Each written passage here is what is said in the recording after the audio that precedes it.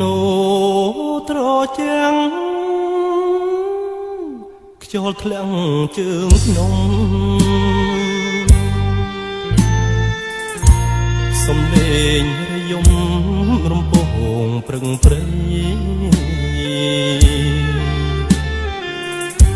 ឲ្យខ្ញុំស្រណងអាឡងអាឡៃ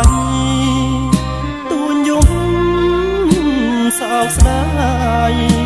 ដីគេដូនតា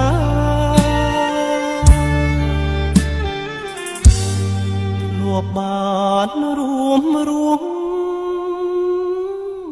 ជួបជុំបងប្អូនហើយនៅដោយក្បូនរសាត់កងត្រើយដីកម្ពុជាក្រោមមាតុភូមិខ្ញុំអើយចៅយួនលួចហើយខ្មែរអើយជួយចាំ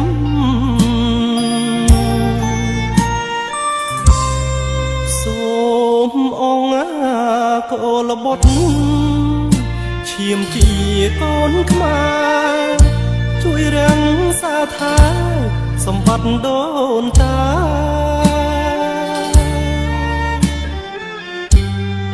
កុំភ្លេចតែអង្គចងចាំទុកថាចៅយួនឬស្យាប្រហាជាតិខ្មែរខ្ញុំឃ្លាតមែនពិតតែចិត្តចងចាំទួងយូរខែឆ្នាំក៏មិនភ្លេចដែរ